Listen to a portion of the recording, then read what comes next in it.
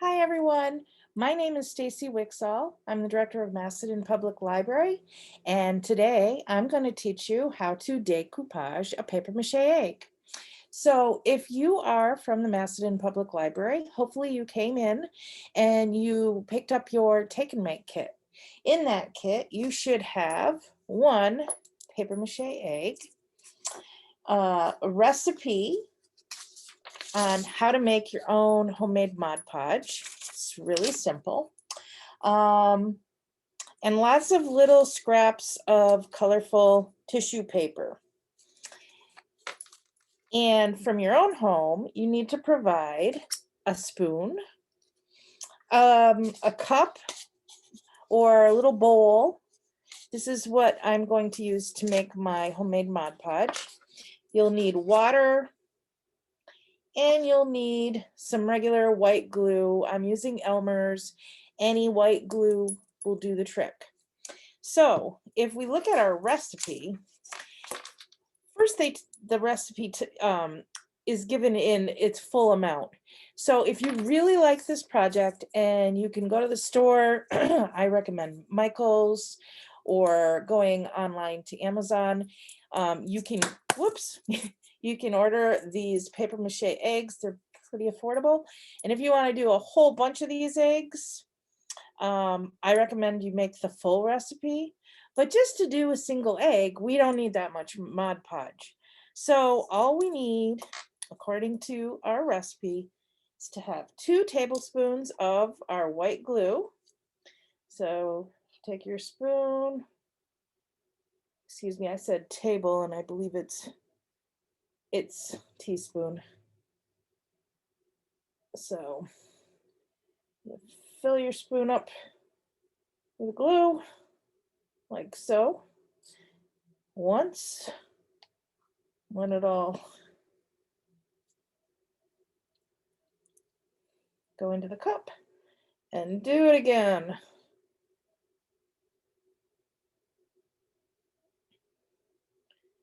And there we go. And then you just drop it in. And then it says you need 1 spoonful of water. So 2 parts glue, 1 part water. So no matter how much you ever think you might want to need, if you just remember the ratio, 2 glue, double the glue to 1 part water. Okay. So I'm going to put the 1 spoonful of water in. And then you just want to mix it. Mix, mix, mix, mix, mix. So it's nice and it's runny, but it's not so, it's some recipes you might find online, they have way too much water, and I find that it doesn't make as good a Mod Podge because it's so runny and thin. This is a little thicker, nice and, but it is runnier than, see how fast that pours out. That's how you want yours to look. Just like pouring milk. Okay, so I've got my Mod Podge mixed. That was easy. Now, another thing you're going to want to do is raid your recycle bin. I raided ours, found an Oreo box, and grab a pair of scissors. And you're going to cut a strip of cardboard for yourself. Now, it could be cardboard, cardstock, maybe somebody, maybe you got an advertisement on a postcard. You don't have to use anything fancy for this, unless you want to make it part of your Easter egg display. Then maybe you want to use a fresh piece of cardstock or a scrap of cardstock that looks nice. Although, I could color this cardboard black and it would be fine, because what I'm doing with it is I am making a little stand for my egg so that as I'm doing this decoupaging, I don't have to get my hands completely covered in the sticky Mod Podge glue. Okay, so I'm gonna tip my screen so you can see. I have kind of a mess of tissue paper here. Here's my stand, and here is my egg. And I will show you how I do this. So you could use a paintbrush if you have one, or you could just take your spoon and put a little bit on your tissue paper, and then you're just gonna stick the tissue paper on to the papier-mâché egg, and then just kind of gently smooth it out so it conforms to the shape of the egg.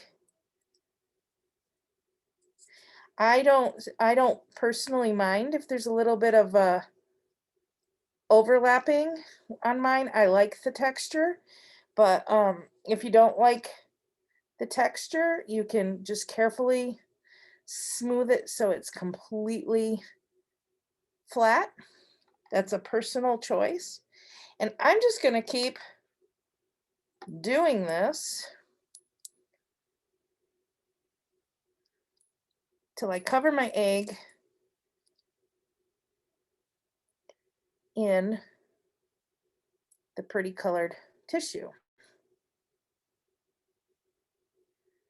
So I got a little red one. I'm gonna put an orange one over here. Now when you put your colors over top of each other, you will start to see that they will shine through one another a bit, maybe make a new color that you weren't expecting. Like right here, I got a brownish green happening where the orange and the green meet up. It changes the bright green to a more mossy green right there. I guess I really didn't need a stand because the way I'm doing it today, I am getting my fingers quite messy. But if you were using a paintbrush or a spongy, like one of those little foam sponge brushes, because maybe you don't want to get your fingers gooey, the stand does come in very helpful. And it will come in helpfully as I let it dry. It provides a place for the top part of the egg that I'm currently doing to dry, because you can't really do the bottom part till you get the top dry. So do you see what I'm doing? I'm just covering it up. Now this glue doesn't look so hot right now, does it? The Mod Podge, it's all this white, creamy looking stuff. And you might wonder about it. Don't worry, it's gonna dry clear, and it's gonna dry a little bit shiny, and it will protect this tissue paper that you've stuck to your egg. Keep it nice.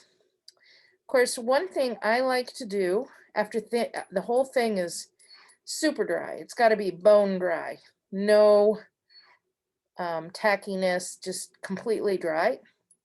I like to take, and you can probably, if you tune into many of my craft shows, you know what I'm about to say. I like to take clear nail polish and coat the egg. And if I have a sparkly nail polish, being that I'm such a fan of sparkles, I'll use that. But clear is also nice. It just gives it a little bit more protection, so that if you're going to save this egg, so you have it every Easter, it'll keep it sturdier and protect it from marring. And so I highly recommend that. If you don't have nail polish, but maybe out in your garage you have some clear coat spray paint, that'll work. Or even a little bit of if you paint and you have the clear coat varnish like you would put on a painting, that's another choice that could work. But I do recommend, if you're gonna try to keep these as a family heirloom kind of thing, cover them, put a little some sort of varnish, whether it's nail polish or clear spray paint, whatever you got, because that will just help them to last that much better. So as you can see, I'm working along. Doesn't take very long, and I've got quite a bit of this egg covered. Now I'm gonna let it sit in my little stand here, and it needs to dry a bit before I do the bottom. So this is how it's looking so far. See, I got lots to do on the bottom, but I'm just gonna let it dry on my stand. And then I give it, I don't know, 10-15 minutes. I will come back to it and I will finish it off.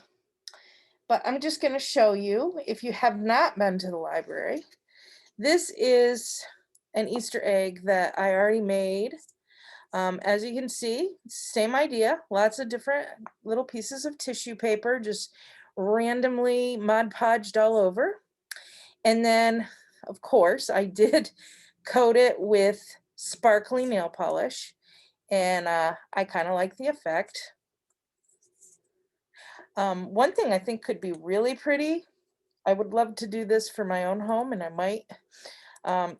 If you got some really pretty, like a robin's egg blue, maybe a little bit of greenish tissue papers, and you covered your eggs, and then you put some sparkly all over it, that could be really pretty if you wanted like a just some very spring, like robin's eggs in your home, and then you could leave them out even maybe past Easter as a spring decoration. But there you have it. That is what the one that's currently drying. This will eventually, when it dries and I cover up all the bottom spots, that is what it will look like. It will look something like this. The colors won't be exactly the same, but the idea will be the same. And if you've been to the library, you know that this one is a lonely egg. I don't have a whole basket of these. So here is a little scrap piece of, I think it's junk mail. I took a Sharpie, I colored it black, and it makes a nice little way if you just want to have one out on the corner of a table or something. The little black stand kind of sets it off. So there you go. I hope you have lots of fun making your own decoupaged eggs, and I hope that they become an heirloom in your family. And I just want to say happy Easter, everyone, and happy spring. Bye.